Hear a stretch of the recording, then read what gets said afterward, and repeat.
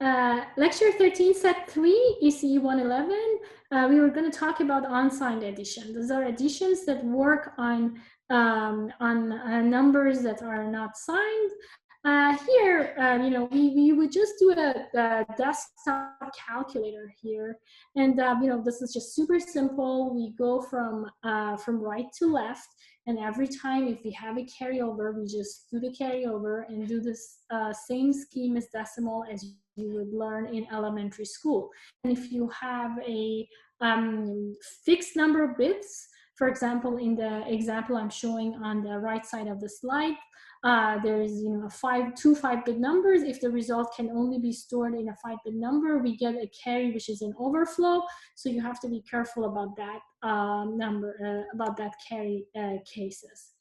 So this is, again, logic design course. You have seen probably half adder and full adders, where the half adder is typically used for least significant bits, where we don't have a carry coming from the previous number, so it's only is adding the 2 bits, and the carry is generated by these 2 bits.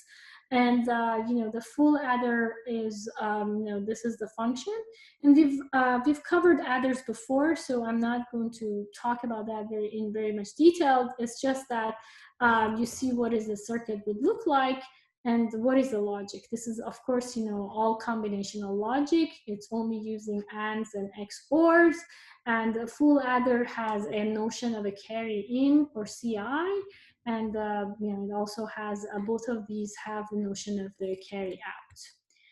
Now, if you want to have a multi-bit adder, one way to implement it is to basically just put these back to back, full adders and half adder, maybe in the least significant bits. But this actually could, this is called the ripple carry adder, because the carry is rippled from the right all the way to the left. So as you could imagine, this has a longest path, or a critical path, which is it has to the second adder has to wait for the result for the first adder, and so on and so forth. And this is not always, even though this may be area wise sometimes useful, this has a bad worst case delay.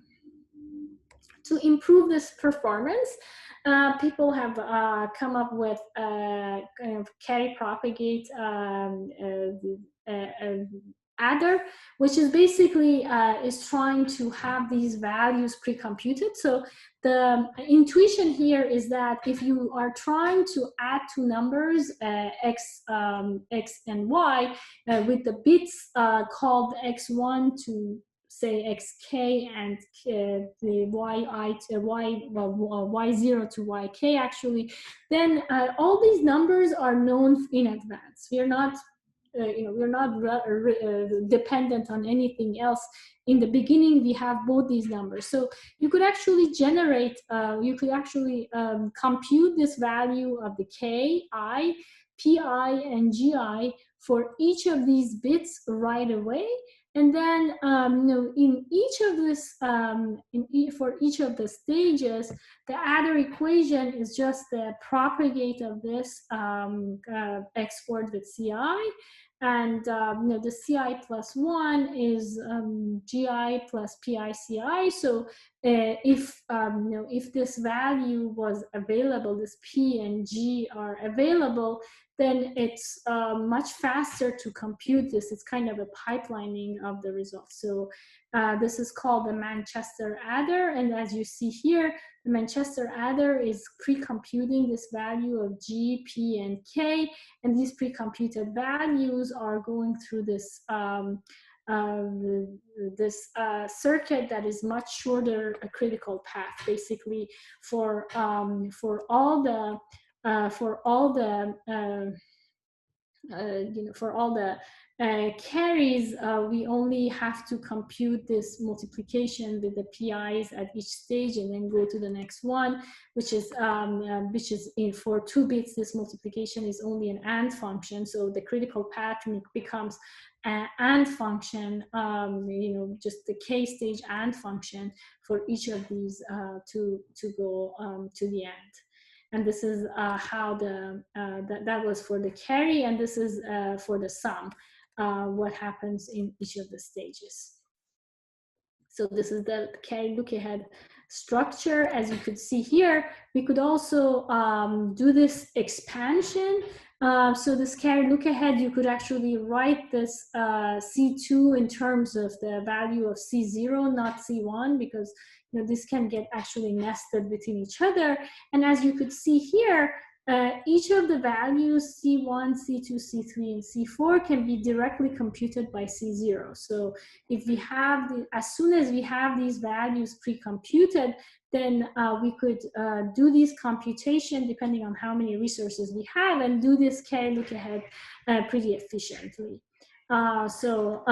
Here, this can fully avoid a chain carry circuit, and we could use multiple level look ahead for wider numbers and have this computation much faster than before. Of course, as usual, we will have some trade-off. Here we are doing the computing much faster, but we are also using area.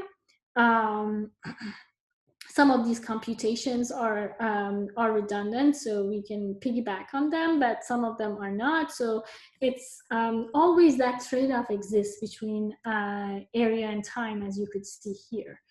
The choice of the best adder is really depending on your design goals and your constraints. So if you're optimizing for area, ripple carry adders are lower area typically. And if you have low performance circuits where you don't need speed, those are good choices.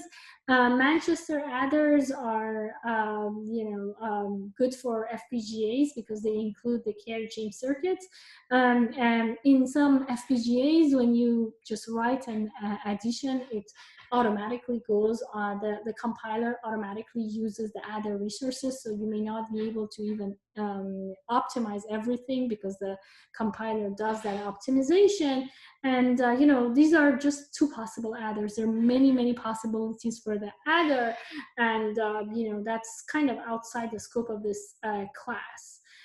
So in the next set, we will be talking about how these adders can be implemented in Verilog.